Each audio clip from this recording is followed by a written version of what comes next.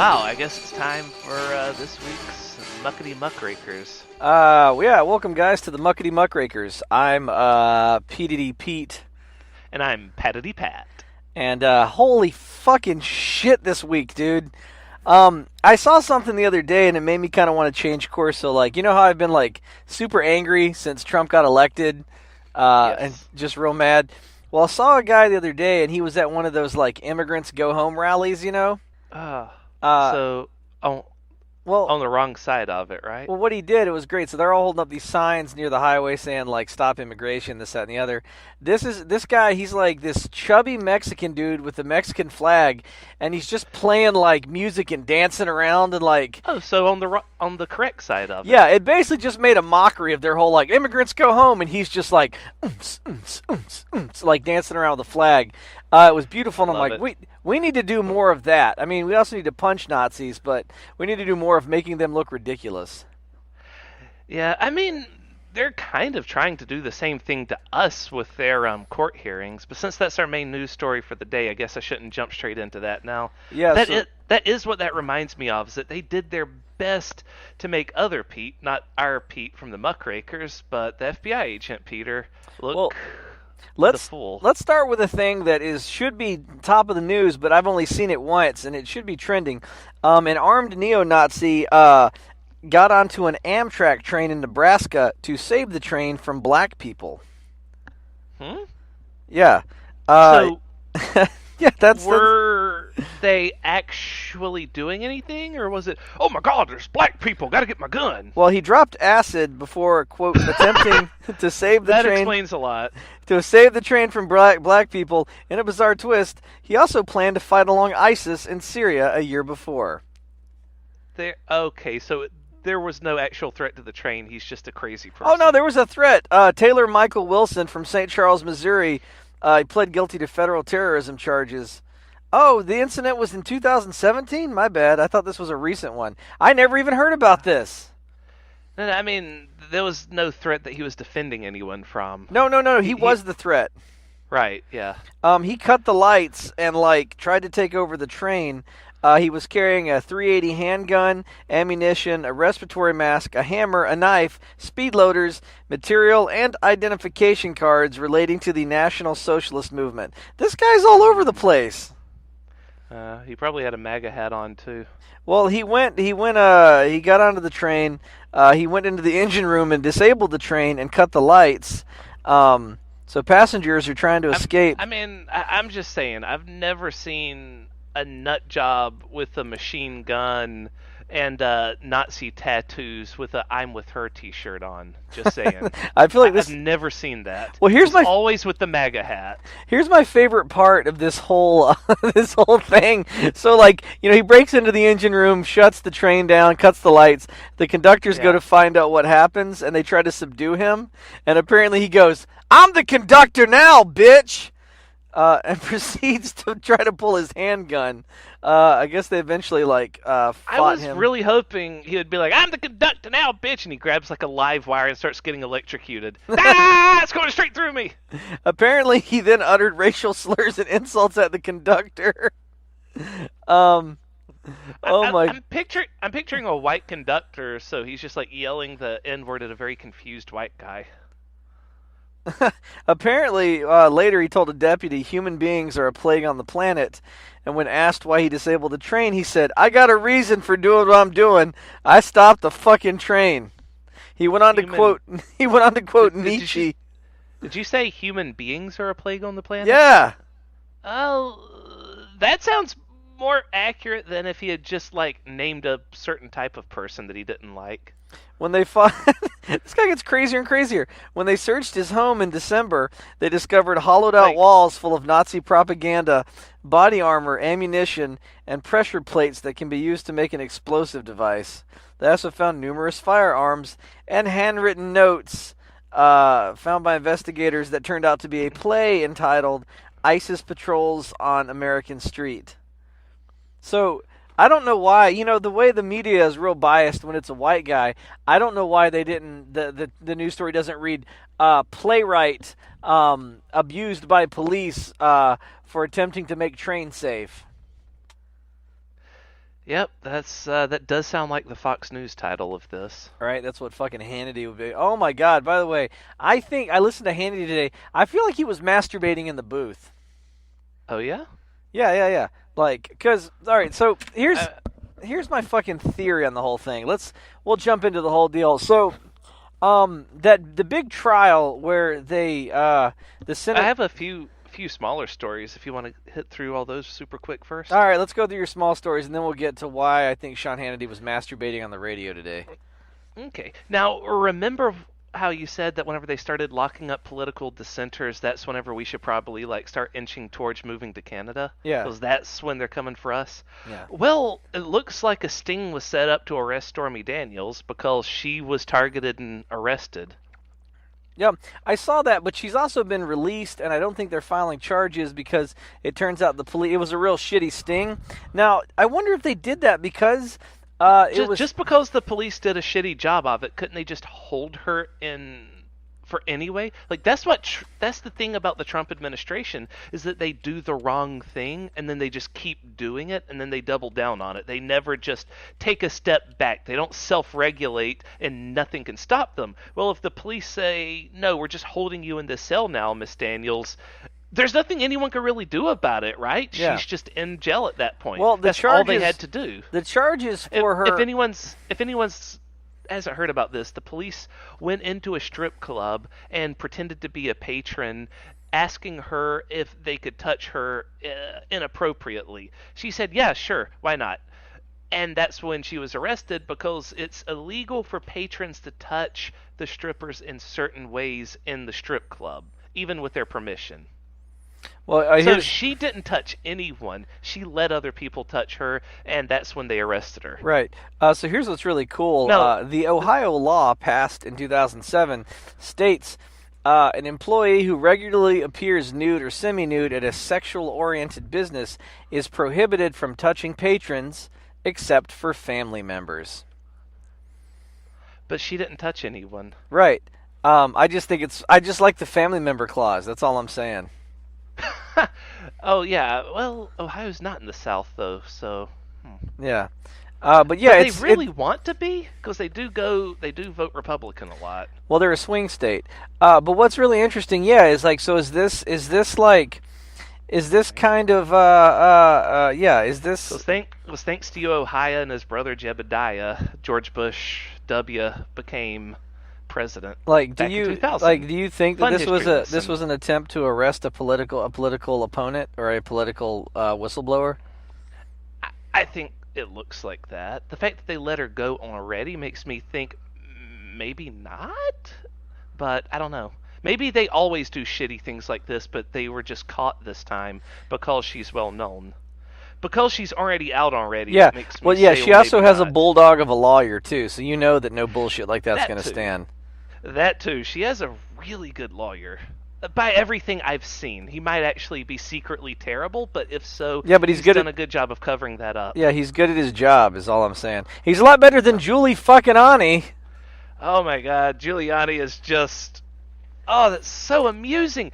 Giuliani has said that Trump will come in to see Mueller and answer questions on certain conditions. And those conditions include definitive proof beyond a shadow of a doubt that Trump is involved in the Russian collusion. Also, proof beyond any reasonable doubt that Mueller has exhausted every other avenue of gathering information besides talking to the president and all this other stuff, right? Yeah. Like impossible conditions. And also, there's no way Mueller's ever even going to humor them because Mueller's not an idiot and he has seen Trump before say, "Look, my tax returns, as soon as these conditions are met, I'll release them." And then those conditions are met and Trump's like, "Well, actually, I don't know. No, I'm not going to release them Yeah, still." well, also, he doesn't need the president to, like, that's the thing. He doesn't need to interview the president. Like, that's just a cherry on the fucking cake.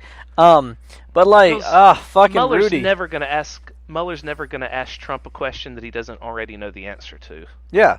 My new favorite my new favorite term that the right is throwing around, and I didn't realize this until I heard somebody throw it out casually in a conversation about something else, is the term perjury trap. That's That's what they're like, oh yeah, Fox News is trying to say they're doing with Trump. Yeah, they basically threw it out, and like now it's become common among morons. Oh no, they just arrested him on a bunch of perjury traps. That's all that is. No, motherfucker, you can't call committing a crime a trap. Like, you committed the crime. Here, you know what? I've never perjured myself. You know why? Because I've never taken the fucking stand and lied. Right. Like, it's not. I would the only plead. reason it would be. First of all, it's not a perjury trap. It's extremely likely that Trump will perjury himself because he's dumb as a stick and he lies about things that he just said. Like, we all know that. Like, he's gone back and said that the grab him by the pussy tape wasn't him. Yeah. So, and one of my favorite things is whenever they asked him in Europe this week, it's like, so, Mr. Trump, now it seems like you're kind of siding with NATO, but can we be sure that you wouldn't change your mind again and be tweeting about it differently as soon as you're on a plane out of here? And Trump's like, no, I'm not going to do that. Other people do that, but not me. I'm a very stable genius.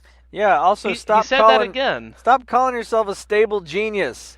Because we all know that he's an unstable moron. Well, it tells us, like, look, I call that, and I really want this to become a thing, I call that Pete's human food conundrum, right? In that, like, if you walk around and you go, hello, fellow humans, let us eat some human food. Guess what? Yeah. You're a fucking alien or a robot, because no one calls it human food. Yeah. I have another funny story concerning Trump. His personal driver of 25 years is now suing him for thousands of hours of unpaid overtime. Dude, why doesn't that guy write a book? I don't know.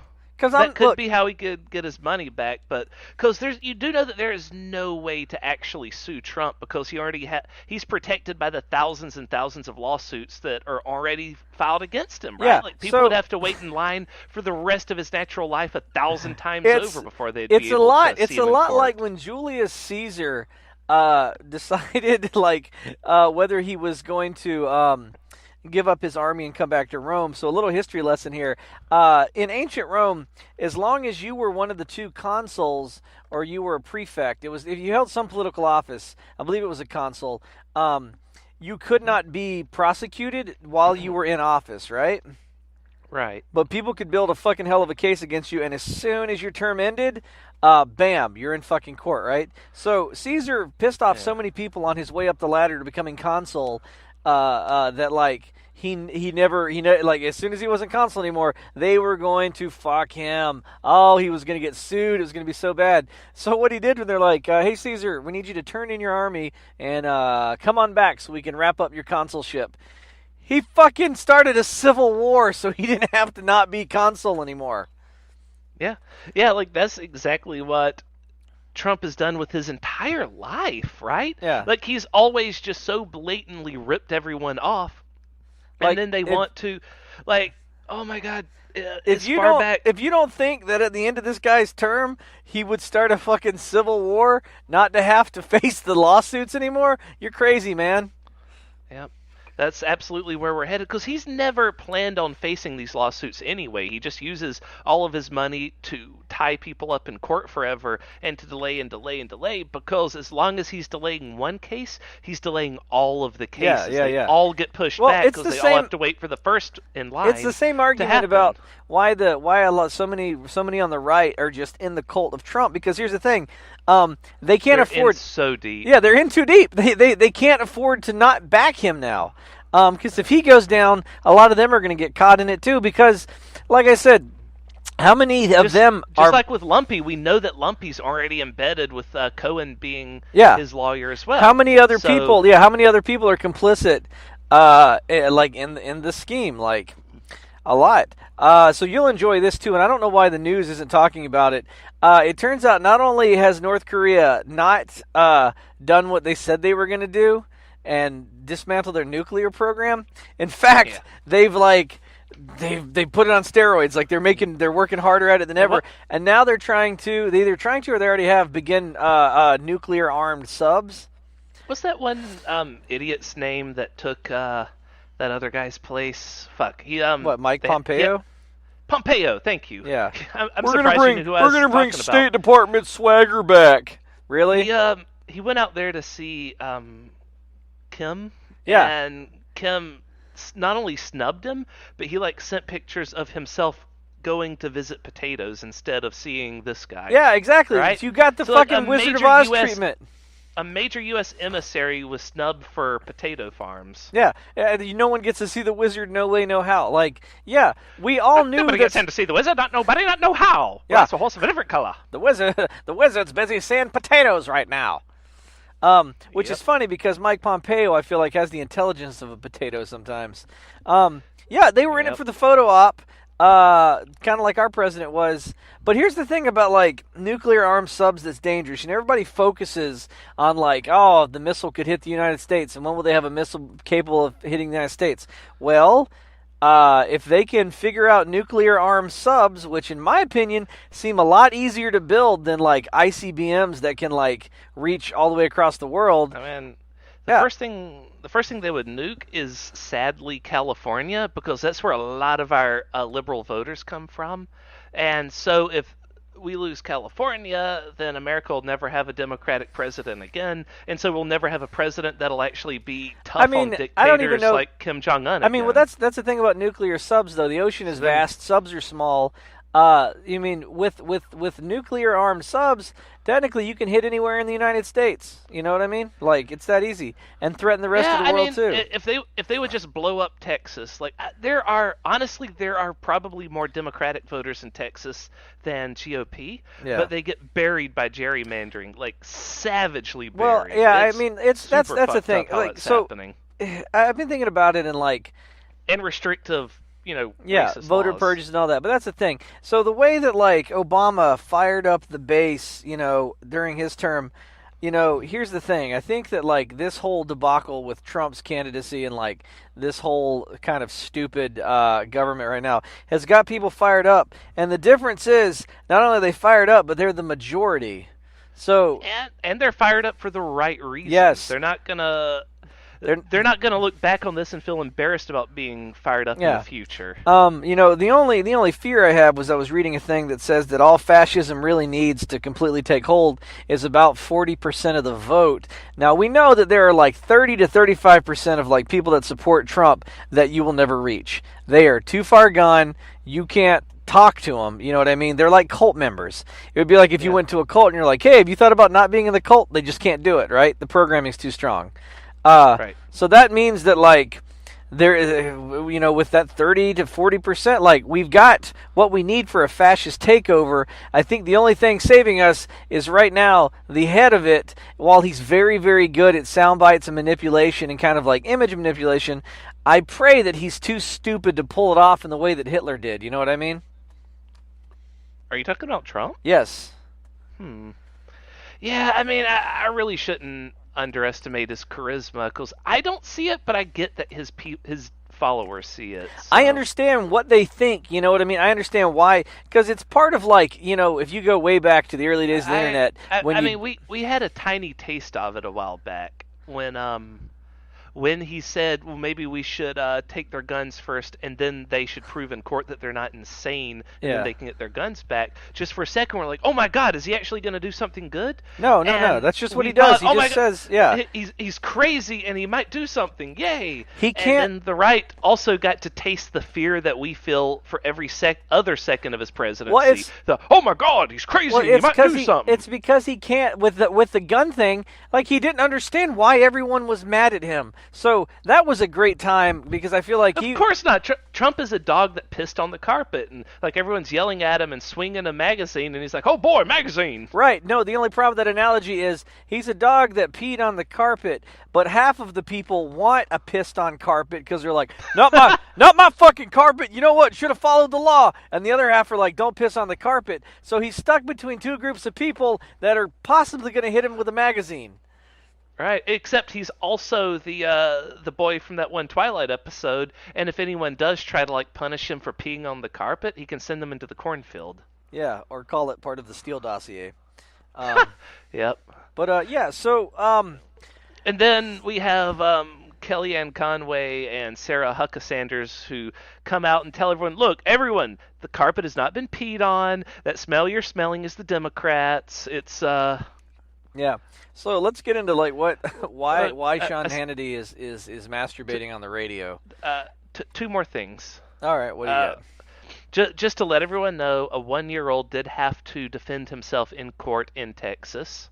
Oh yeah, that fucking. The, All right, so that goes all the way back to like and we've said this before. We gave Nazis a fucking trial with lawyers. Give the immigrant detainees a fucking trial with lawyers. The only reason that people want to do things in secret, the only reason you hide your actions in the fucking dark is because you don't want people to know what you do because you fucking know it's wrong. Yep. The reason that you make a 1-year-old defend himself in an immigration court instead of giving him a lawyer is because the lawyer would tear your fucking ass up one side and down the other. Yep. Stop being cowards, you know? And the other thing I wanted to talk about might make a good article for the website whenever I have enough time to like write all this down. Yeah, when we finally launch the Muckrakers website. Coming. Oh, it's coming. Coming, people. TBD, 2019, 2020. Coming first quarter 20 something. Yeah, can 20XX. I wish we could go ahead and get the site up with an under construction thing on it, like so people could just visit.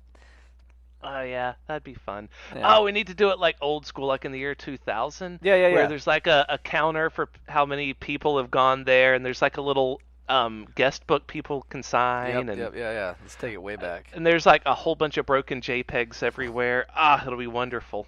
I'm excited. But so what I wanted to talk about is something I call the reverse mountain molehill effect, which is a theory that I've been working on about how people have a bias towards the middle, right? There's a lot of people out there, very kind-hearted, intelligent people, who, even if they follow politics, they don't follow it carefully enough to know every little thing that's going on, but they get a lot of it. Right. And they're trying to be fair, and they're trying to be even-handed and give everyone a fair shake, and their bias towards the middle creates what I believe to be the reverse mountain molehill effect, where the person with a mountain of problems comes off like a molehill, and the one with a molehill comes off like a mountain. Now let me explain how this works. Let's take someone like, say, Trump and Hillary. Hillary had a few things that were wrong with her. She was kind of bad about sorting her emails, and that's it. The Benghazi thing was always a partisan attack that Fox News made up, so that's nothing. We can dismiss that offhand. But real issues, maybe the emails was the thing. Maybe that was also just a partisan made-up attack.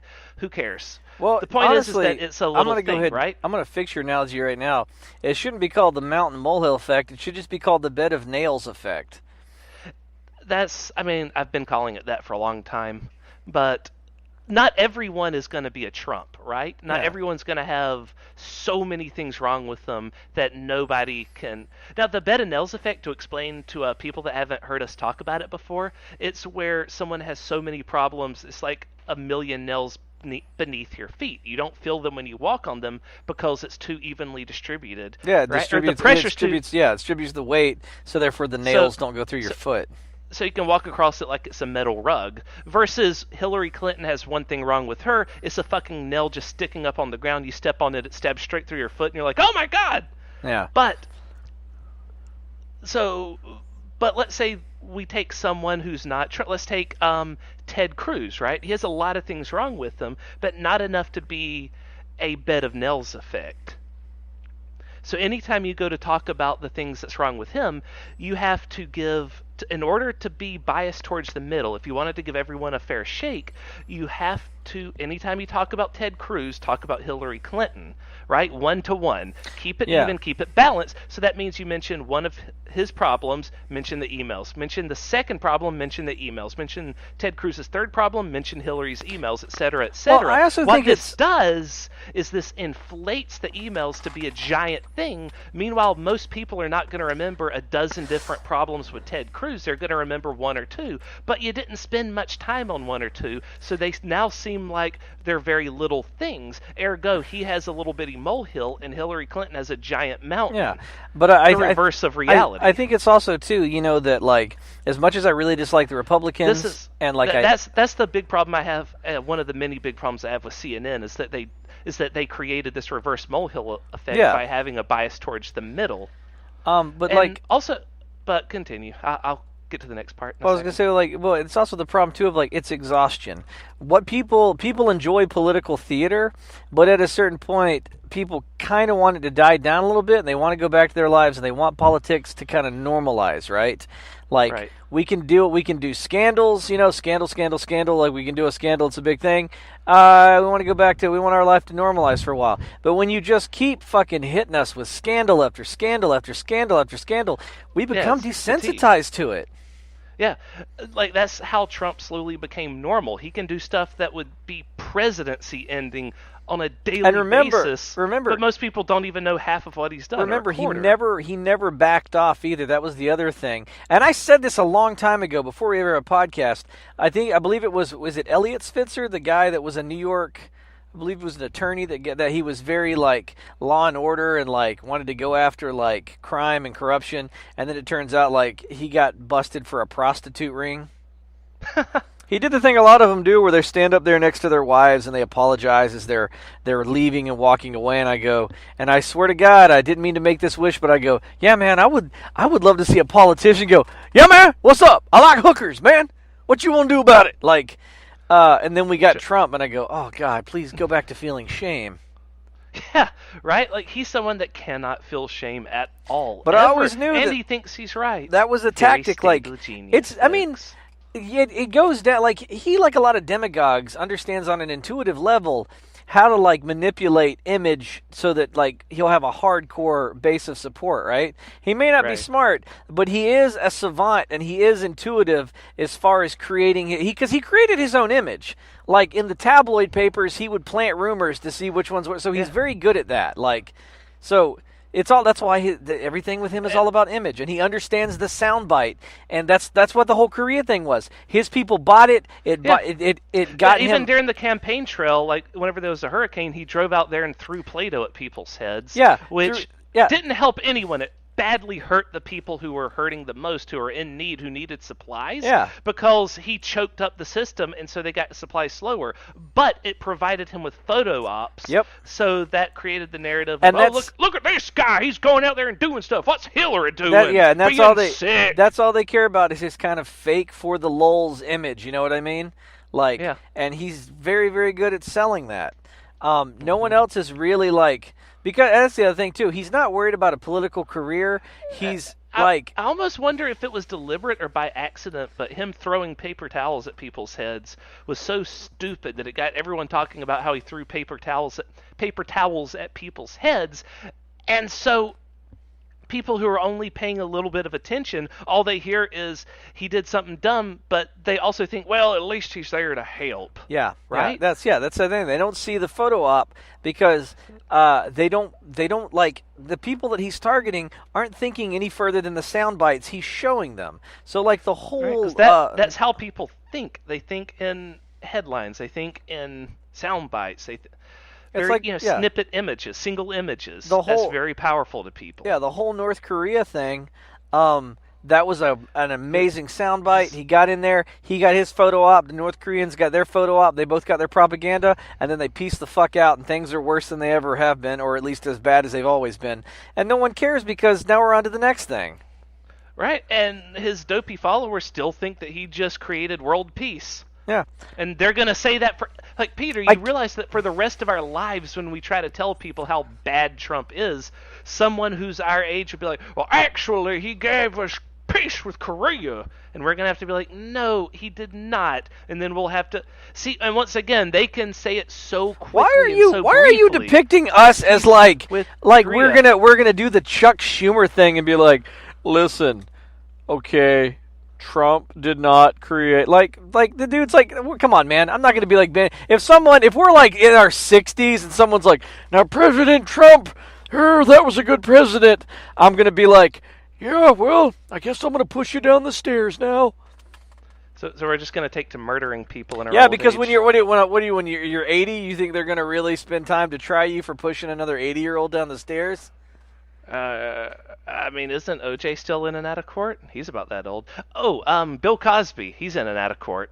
Oh, I thought you were going to tell me a Bill Cosby story. All right, are we on to... can we finally talk about why Sean Hannity was masturbating on the air today?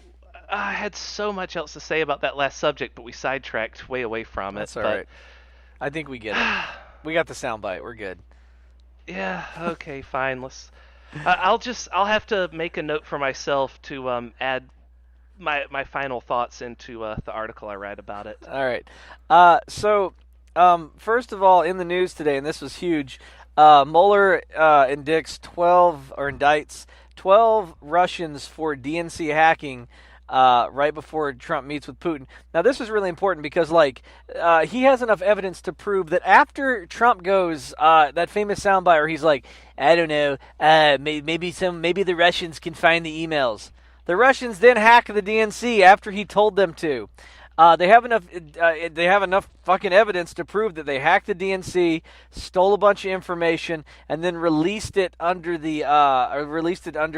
fake names and disseminated it to influence the election for Trump. So we have proof that the Russians interfered in the election to get Trump elected. Yeah.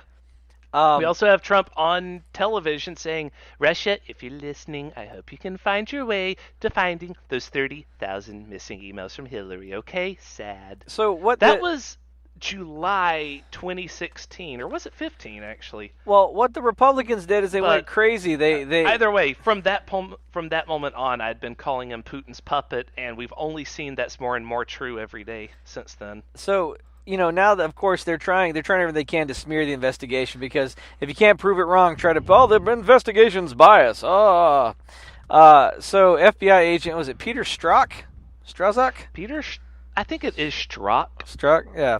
So the Z is silent. So the FBI agent who was texting another FBI agent that Trump is an asshole, and a bunch of other comments. They're having who was taken off the investigation, by the way. Right. So just to explain very quickly, he was not taken off for being biased. He was taken off for the appearance of being biased. And the difference is that Mueller concluded beyond a shadow of a doubt that his personal biased opinion, him having a personal opinion, in no way affected the investigation whatsoever. Right. But because it might have the appearance of affecting the investigation, he took him off. If Mueller had not done that, we would have never known that these text messages existed.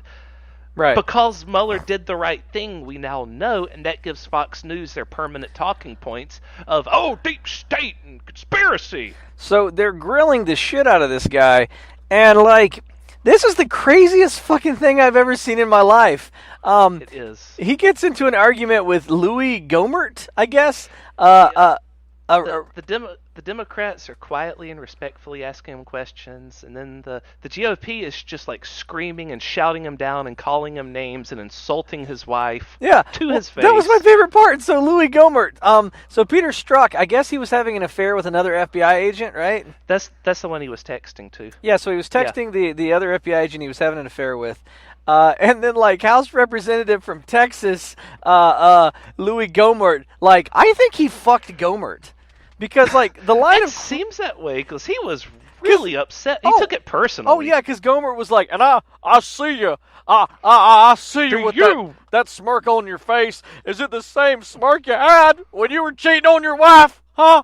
And I'm like, dude, did he fuck your wife, too? Because, you've got some real emotion in this.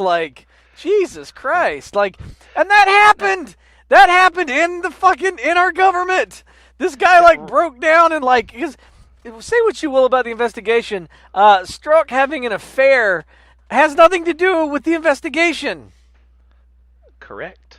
Why? Now they're saying that because this one guy exists, they need to call into question the entire FBI and investigate the entire FBI, and the whole investigation needs to be shut down until we find out what's going on. Okay? Also, does everybody that was elected with the Tea Party, are they all supposed to sound like Foghorn Leghorn?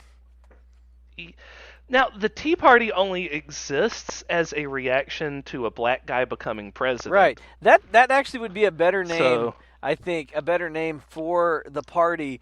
Don't call it the Tea Party, call it the... They sort of fused together with some other racists, and they became the Freedom Caucus. That's the result of them, and hopefully a lot of them's finally going to get expelled from Congress.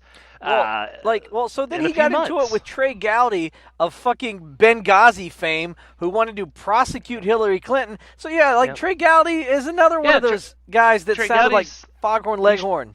he's trying really, really hard to do to Peter exactly what he did to Hillary, right? Yeah. He's trying to scream about this so much that people will forevermore, regardless of what the facts are, associate this guy's name Right. with scandal. And it's right? a classic, and it's a classic. That's why he's saying such insane, over-the-top things, not because Peter will have to answer for it, because he does answer, and he answers it directly to the point. Oh yeah, and yeah. dismisses it. His answers are good, but like you said, what sound bites are they going to show on Fox News later? Exactly. Fox News will take the guy screaming at him and going, "It's just disgraceful that the FBI showed such bias towards It's also president." it reminds me of that great episode of Did this. you know? Here's a fun fact about Peter, the FBI agent Peter. You know how he felt about Hillary Clinton? Probably the same. I don't know. He hated Hillary Clinton. He Oh, did he? despised her. He only wanted her to be president because Trump would be the end of the fucking world. Right.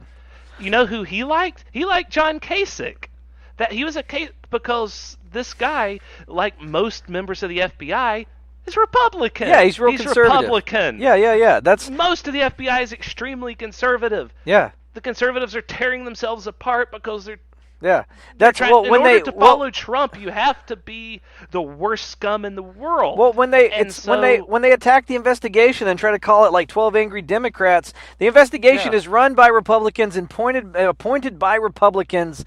Like fucking Mueller is a goddamn Republican and a war vet. Like like you can't like this whole blaming the Democrats.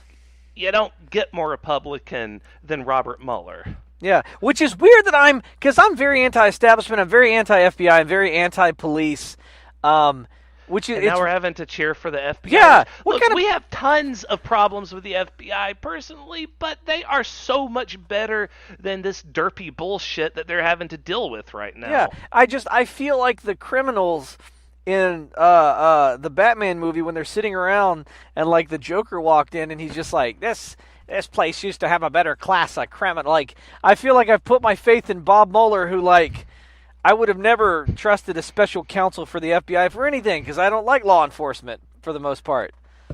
You know? But here I am going, God, please fucking save us. And that's when Derp walks into the room with his orange painted face and says, "Now, what I'm going to do here is make democracy disappear." Disappear! Yeah. I mean, like, that scene where he's burning the money is already like what Trump's doing to our economy. "I'm going to spill the beans on your wife if anyone comes close to me," he's saying as he backs away with grenades in his jacket. Bigly. So this whole thing's happening. So then my favorite was, oh my God, I believe it was Trey Gowdy. Dude, this happened in the house. This was great. One of his texts was just like, "I'm in a Virginia Walmart and it just smells like Trump supporters," right? That was one of Peter Strzok's texts. And I swear to God, Trump supporters were boycotting Walmart this week too. I swear to God, the people grilling Peter Strzok go, now, what exactly does a Trump supporter smell like, huh? And I was like, probably poverty and fear. And gunpowder. Yeah, gunpowder, poverty, and fear pee, because that's basically what creates a hardcore Trump supporter. Fear of the other, extreme poverty that you blame on the other, and a little bit of fear pee that, like, brown people will come fucking take your wife. To create the perfect little racists. But an extra ingredient was accidentally added to the concoction. Chemical Trump. But yeah, like, so this fucking... Powerpuff Girls opening. It's like, and God, I mean, like, yeah, no, I got it. I just chose to not laugh because I didn't think it was funny. That would make you Pete Joe Griff Joe. Now, what exactly does an opening of a cartoon have to do with Trump? Like, dude, I don't know how Peter Strzok, like, to be able to go under, like, a federal, like, hearing, like, you know, a House Oversight Committee where you're just being yelled at like that, and to keep your composure and to answer back, like, And it lasted 6 hours. Yeah, and it lasted 6 hours. Man, he feeds it back to him. Like, he tells him exactly what he's supposed to tell him, but also he doesn't back down. Like, I mean, dude, if they were reading my text messages, or like, if this podcast, if we ever end up in front of a House Oversight Committee and they're like, now, you tell me what exactly does it mean, the secret ingredient, Trump? I'd be like, Mr. Speaker, that was a bad joke that Pat made, and I don't mean like it was bad because it's about Trump. I mean it's bad because it wasn't funny. He means that the secret ingredient making people stupid and scared is the current president. It gives them all superpowers, just like Chemical X gave to the girls. Like, they remind me of like it empowers them to come out of their little shacks in the woods and spread their derpiness across the land and their fear and paranoia. You know, those crop planes up there spreading chemicals in the water that turns the frogs gay. Yeah. Heard that somewhere. It's like, oh my God.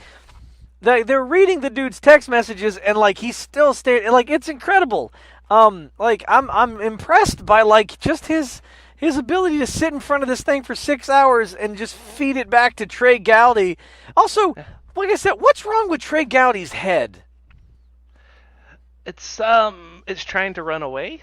Well, it looks like half him. his skull caved in, which makes me wonder if the empty cavern where his brain was supposed to be finally gave way. Just gave way under the weight of his own stupidity, crushing down on him like a boulder. Like Trey Gowdy, like he's got like that weird little like kind of pointed head with the big ears. Yeah. So this whole hearing's going on, and like the whole reason for the hearing, my whole theory is that they knew the indictments are coming out. So it's like you always want to seize the media narrative first. Yep. So the idea Did they is succeed? Like, I haven't watched the media in a very long time, so I really don't know what narratives are sticking. Well, the problem is, and this is like, so, you know, the regular like morning news tries to be kind of non-committal in a time when it's like that's long past, right? You know, right? The bias towards the middle, like I was talking about earlier. And we're done with that. Call it out, dude. Like, I mean, because whenever you try to be non-biased, in order to appear non-biased, you have to be extraordinarily biased towards the middle and conflate the problems of the left and minimize the problems of the right. The problem is, otherwise you got to remember, all the morning news, they're all owned by like big conglomerates who are getting rich off of this rubber stamp president, you know? Like, no one has been so good for corporate interests as this guy, you know? But he's also, I mean, he made it so that it's now legal to dump toxic chemicals into drinking water again. So remember when you said that, like, we're all fucking dead soon. Well, remember when you said that, like, because, you know, you've done a lot of financial stuff, and you're telling me that the problem is that these places are ruled by their balance sheets, right? Yeah. So by the quarterly turnover. Right. So if your quarterly turnover could be improved, if you could pay some money to a lobbyist to influence the government to allow you to dump toxic waste in the drinking water, but your quarterly turnover will be higher, then you pay the lobbyist and dump. That's a thing. Yeah, I mean, if you don't have to properly dump your chemicals somewhere, like safe, it's a hell of a lot cheaper just to dump it locally. And that means that your fixed cost will go down. Yeah. It was like you got to do something with the toxic chemicals that are created whenever you make plastics and stuff, right? Yeah. If part of your fixed cost per month would be how much it costs to ship it off somewhere. If you could just dump it locally, that lowers your fixed cost, and anytime your costs go down, your profits go up. Right. And suddenly this month you make a little bit more money, you know, and that grows the shareholders' wealth, so then people will pay more for your stock. Your business is worth more. And what's difficult is, in the short term, that looks great. Yeah. That's all they care about. Right. And so here's the problem, is they're following the program, right? This sort of capitalist program that, like, I mean, pure capitalist program that we're in, they're following it. So, like, just like a computer following its coding language, they're doing what they're supposed to do, you know, that they're taught in business school. But the problem is, like, we don't have an ethical capitalism because capitalism in its pure form and ethics don't mix. You know what I mean? Yeah, I saw a Doctor Who episode about that. The purest form of capitalism was this one spaceship that began to kill all of its workers because it charged them for air, right? Right. It found a way to charge people for the air they breathe, and whenever they began to fall behind in their mining shipments, it decided that it would be less costly just to wipe out the entire station, so it began recalling the air. Right. And so they all began to die because it's more profitable to have Exactly. dead employees And than we have living ones. we have to recognize That's where capitalism may end up going Right. in the future. But I mean, that's where we have to realize that like we have to change the system. That's why it bothers me so much that like they've put so much money into like tarring and feathering socialism. Because I hear so many people say it venomously, like socialism's a bad word, and like they're gonna like socialism means they're gonna come rape your kids and fucking murder your wife. Like we already experienced the benefits of socialism, and it's been proven to work, and we know it works. We just have to like the police, firefighters, paved roads, all that socialism. We're Yeah. already very much a socialist nation. We just, we also have capitalism. We have a balance between the two. Right, and when things So come unbalanced, when people there's this one guy I follow on Facebook who's a firefighter, so he's a socialist, or he gets a socialist paycheck, right? Doing a socialist job for the government, redistribution of wealth, and I love watching him rage against socialism. Yeah, I have a friend who same deal. I follow on social media who's a cop, and he likes to talk shit. And I go, yeah, doesn't taxes pay your salary? Then shut the fuck up. Like, you don't get to like suck on the government teat and then complain that people are sucking on the government teat. You know what I mean? Like. Yeah. It proves that like we do better when we all do better. You know what I mean? It's like, I used to, and I'm biased right now because I teach, but I used to say like, I don't have kids, why am I paying for school? Well, I'll tell every one of you childless bastards, here's why you pay for school. Because if the kids aren't in school improving their lives, they're on the streets. And they're going to beat the shit out of you. And they're also not going to know how to read. And they're going to be upset about it. And they're going to beat the shit out of your car because they're illiterate. And embarrassed about not being able to read, they're going to vote Trump just to screw with the liberals because those liberal elitists think they're so smart because they can read. This will show them. They'll be super triggered. But yeah, that's the thing is like socialism works, and we need to kind of like we're not prepping for the future. And I guess it's a very tumultuous time. Every time a system has to die and a new one needs to take its place. And that's the thing. The system doesn't want to die, but it's quickly coming to an end. Jobs are going to go away as we know them. Yeah. That's actually exactly where we are headed as a people, as a society. In the next version of society, everything's going to be automated, right? Robots are going to do most of the jobs on Earth. I mean, we already have kiosks taking your orders at McDonald's. There'll still be the person at the front counter is redundant as it is. There'll still be people needed for like some. I mean, you'll never completely remove people, but the mass amount of people that are employed right now in these jobs that we are going to disappear, like. What are we going to do with these people? And if it's not a universal income, you're going to have super high unemployment. And then, like, what are you going to do? Universal basic income is the real answer here. Like, they've already started to use it in, I want to say, it's either Greenland or Iceland. They were trying it out, and I don't know what success they had with it. But there's no other real options. It's either universal basic income, or you're going to have just mobs of, like, homeless, jobless people on the streets. Which means we need to tax businesses more so that we'll actually have the money to give to people everywhere. Well, it bothers me because they talk about, they blame poor people for taxes, but like my money is subsidizing Walmart. You know what I mean? Like a lot of these businesses, my money is like is supporting them, like my tax dollars. I wish that we got a choice on what percentage we wanted to pay our taxes into.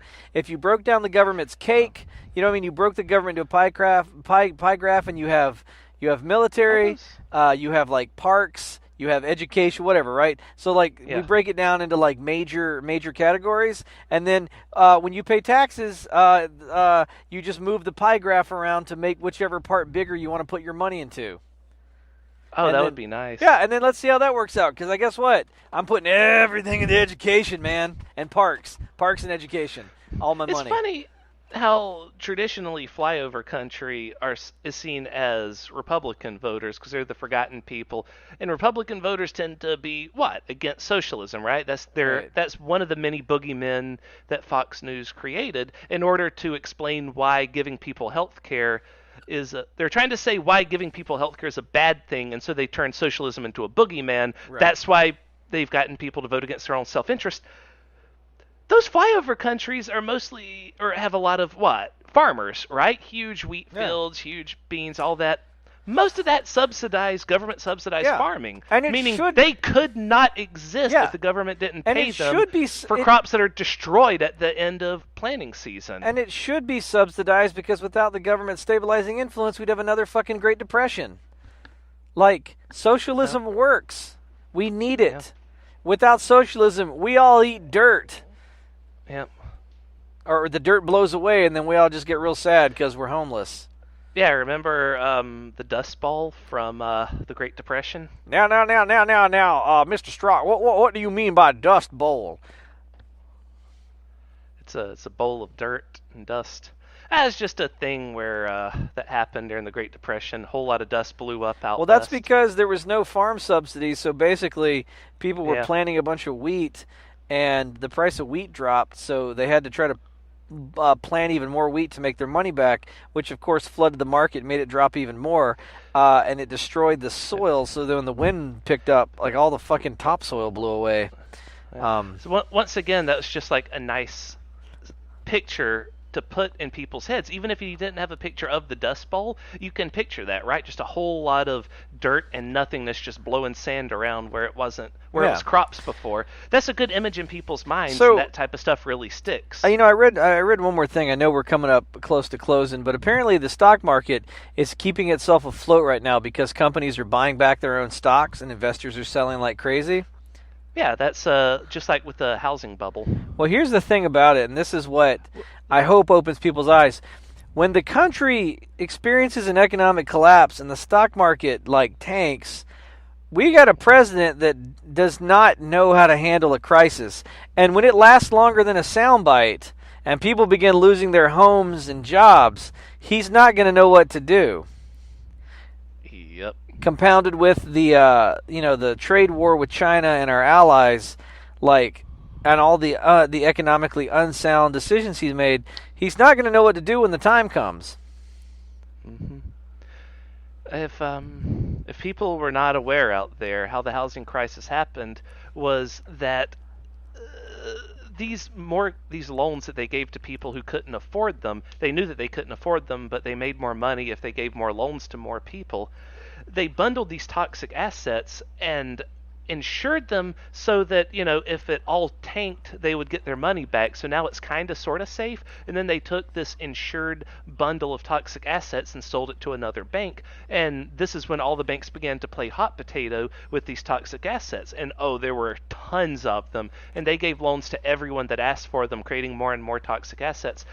That's very similar to what's going on right now with all these companies throwing their stocks around or rebuying their own stocks. They're just sort of trading hands. One asset trades from one hand to the next. Now, what happened eventually with the stock market in 2000, it was actually 2007 that it crashed, was that eventually all of the loans defaulted at the same time. Right. And the insurance companies, that they were saying, don't worry, the reason it could be insured is they said, don't worry, the only way this would fail is if the entire housing market was decimated and completely destroyed, right? Yes. And then that happened. Yes. And the insurance companies could not pay trillions of dollars. Billions of dollars to, actually no, it was in the trillions. They could not pay that. They didn't have that money. So they also just went bankrupt, right? So all the insurance companies went bankrupt because they could not pay out. So they're just like, forget it, we can't do this, we can't pay you back. And then it's just a huge mess and the entire economy collapses. And that's why I try to get, I've got an argument with people. Catastrophic failure. Where someone once told me, Trump could cure cancer and you'd still hate him. And I go, listen, number one, he's not curing cancer. Number two, I've said it before, I would be delighted at the beginning of his presidency, if he was just like he desired popularity so bad that he just became the greatest socialist like FDR president. You can be stupid and be president. You just have to surround yourself with good people and make good decisions, right?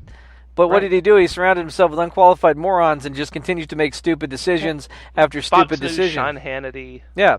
So Fox and Friends. my whole point is, if he cured cancer, I'd be super delighted.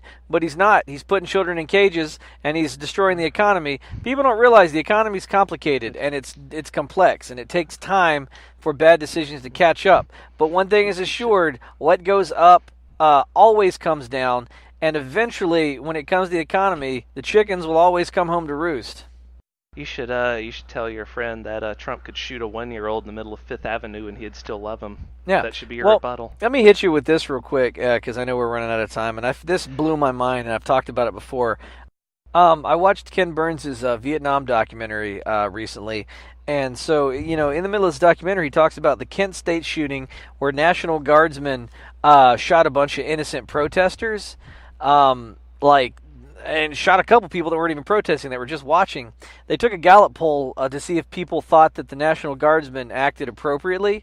58% of Americans polled thought that National Guardsmen shooting unarmed protesters, that they acted appropriately. 58%. So if 58% of Americans would be okay with National Guardsmen just opening fire on people because they're trigger happy or they're jumpy, then you can imagine that, why there's support for the government like there is support for the government today. Even though it's still less than 40% for Trump, it's still way too high. Right, but you'll always have that core of hardcore support because some people just want to be led, and they don't care who does it. It's usually whoever the strong man is, they'll follow them, and that's who they are. Sadly, a lot of Americans do still desire a king, just like it was even back during George Washington. They're like, Washington, you should be king instead of president. A lot of people were for that. And a lot of people to this day desire a dictator. They desire someone with absolute control over their lives because they don't have control over their lives and they wouldn't know what to do with it if they had it. Yeah, so that you give it to someone else because you think that maybe they'll do better with it than I will. Yeah, exactly, man. It's the age-old thing about some people desire safety over security, but as Benjamin Franklin said, those that would give up their freedom for a little bit of security deserve neither. Absolutely agree. He also said, "Damn it, what did that French hooker give me? It itches like a bitch." Yeah. Yes. True story. Yeah. No, he had a lot of syphilis, and maybe it's debated. It's debatable. Whether he actually had syphilis, but he had sex with a lot of hookers.